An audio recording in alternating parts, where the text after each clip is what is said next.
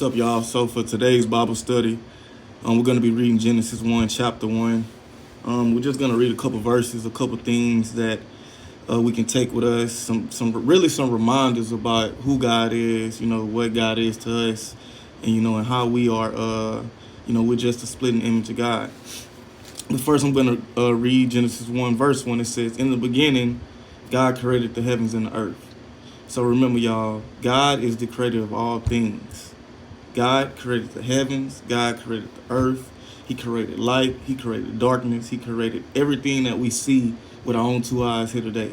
God is the creator of all things. So remember, God is responsible for all the things that we have. He's responsible for all the resources. Just God is responsible of everything that we see here on earth, everything that is possible, everything that is doable, everything that we have now.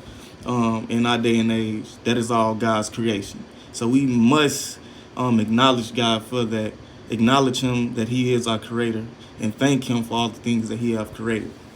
But moving on, it says, "Now the earth was formless and empty. Darkness covered the surface of the watery depths, and the Spirit of God was hovering over the surface of waters. Then God said, 'Let there be light,' and there was light. God saw that the light was good, and God separated the light from the darkness. God called the light day, and the darkness He called night. There was an evening and there was a morning, one day." So, this is to us, we should already know about all this stuff.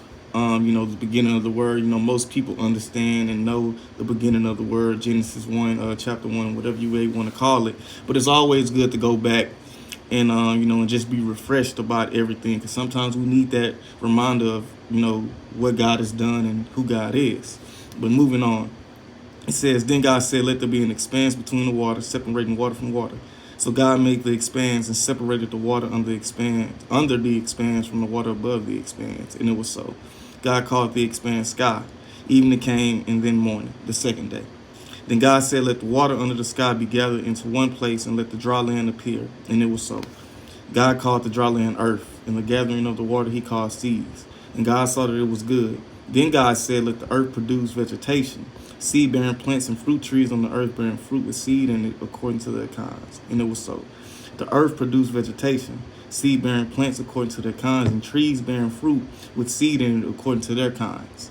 And God saw that it was good. Evening came and then morning, the third day."